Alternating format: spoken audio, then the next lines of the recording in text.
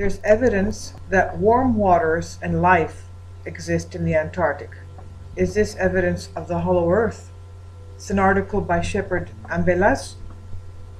It's an amazing story everybody should know. And it's been a cover-up for many years. One of the most compelling accounts is this one. Operation High Jump put nearly 5,000 U.S. military personnel, along with every resource available to the Navy's disposal, in the hands of Admiral Richard Byrd, the operations leader of the U.S. naval mission into the Antarctic. So every resource of the entire U.S. Navy was made available for Admiral Byrd's team, and we have to take into account that it was an unusually bold move for American military at the time, since nations and world economies were still volatile from the war's aftermath.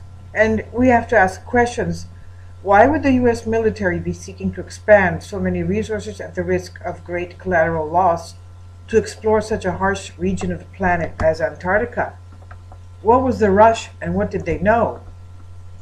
So we find a lot of details regarding Operation High Jump have been carefully tucked away over the years, and we find that internet sources explain little about the mission, titled The United States Navy Antarctic Developments Program 1946-47. It says, the United States operation, organized by Rear Admiral Richard E. Byrd, Jr., U.S. Navy retired officer in charge, Task Force 68, and led by Rear Admiral Richard Cruzen, U.S. Navy Commander Officer, Task Force 68. Operation High Jump commenced August 26, 1946, after the Second World War, ended about a year before that, and ended in late February of 1947.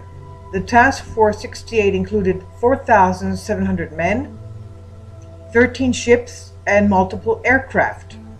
The primary mission of Operation High Jump was to establish the Antarctic research base Little America 4. High Jump's aims, according to the U.S. Navy report on the operation, were these. 1. Training personnel and testing equipment in frigid conditions. 2. Consolidating and extending United States sovereignty over the largest practicable area of the Antarctic continent. This was publicly denied as a goal even before the expedition ended. 3. Determining the feasibility of establishing, maintaining, and utilizing bases in the Antarctic and investigating possible base sites.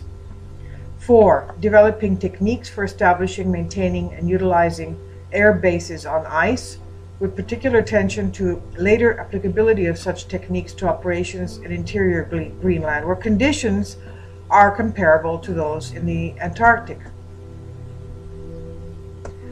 5. Amplifying existing stores of knowledge of hydrographic, geographic, and geological, meteorological, and electromagnetic propagation conditions in the area. 6. Supplementary objectives of the Nanook expedition. The Nanook operation was the smaller equivalent conducted off eastern Greenland. So it's interesting that actual missions detail were shrouded by secrecy, hidden from the American public, and leads us to where we're at this point. Excerpts from the report entitled The Antarctica Enigma reads,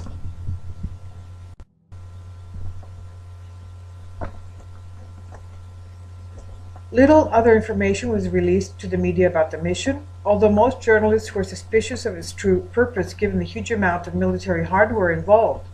The U.S. Navy also strongly emphasized that Operation High Jump was going to be a Navy show. Admiral Ramsey preliminary orders of August 26, 1946 stated that the Chief of Naval Operations will deal with other government agencies, and that no diplomatic negotiations are required. No foreign observers will be accepted.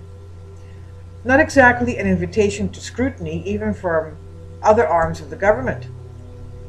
Admiral Byrd was a strategic choice, as he was a national hero to the Americans. He had pioneered the technology that would be a foundation for modern polar exploration and investigation, had been repeatedly decorated and had undertaken many expeditions to Antarctica and was also the first man to fly over both poles, north and south.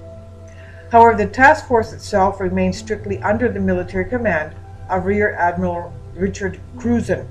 Unfortunately, the ship's central group entered the ice pack of the Ross Sea on December 31st, 46, and found conditions as bad as had been noted for over a century. Sea breakers such as the U.S. CGC Burton Island, a ship that had only recently been commissioned and was still undergoing sea trials off the California coast when Operation High Jump was launched, fought to cut away through the ice to help the men land. Richard Cruzen was one of the few men to have located at several oases. So these several oasis locations were the actual real reason the expedition team was sent there in the first place, although at the time only those with a top secret clearance would truly know the mission's true objective. An excerpt from the Daviess County Historical Society reads, according to a Navy report, 1,000 miles off new coastline was discovered on exploratory trips by the Bear and Bird seaplane. Commented by Secretary of the Navy Frank Knox for his superior seamanship, ability, courage, determination, efficiency, and good judgment in dangerous emergencies, Cruzen was one of the 16 members of the 1939-41 expedition who received the Antarctic Expedition Medal, presented in November 46. On December 2nd of 46, Cruzen once more set sail for the Antarctic continent, this time a task force commander under Admiral Byrd of the Navy's Antarctic Development Project, also known as Operation High Jump. Cruzen led a force of 13 ships carrying some 4,000 men, including meteorologists, zoologists, physicists, and experts from oceanographic studies institutes to the adventure of the lifetime. Besides looking for new scientific data, another purpose of the expedition was to train Navy personnel and to test standard Navy ships and the equipment in cold weather operations. Cruzen navigated through an ice pack of several hundred miles before reaching Little America. Icebergs and unpredictable weather were formidable foes during the course of the expedition. Among the discoveries made in 46-47 expedition was the sighting of two oases. One, a region of ice-free lakes and land. More than 300,000 square miles of unpathed territory were charted on aerial mapping operations. Their observations proved that radical changes would have to be made on existing maps of the Antarctic. So, why would warm spots and warm water exist in the Antarctic? What does that mean? Researchers such as Dr. Brooks Agnew and others have deeply considered the possibility that the Earth itself could be a hollow egg-like lake shape, meaning that there is a hollow Earth, rising to the hollow Earth theory. Although this theory seems hard to comprehend because we've been told exactly the opposite our entire lives in school and so on. So what if the Earth was hollow? Would that be possible? And is there evidence to back this up? And the answer is yes.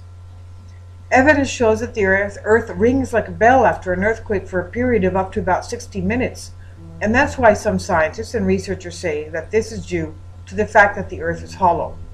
If the Earth had a solid core, then when the earthquake happened, it would likely absorb all of the vibration and not resonate it like a bell. This is just one detail that should open our minds to the possibility that the planet is hollow.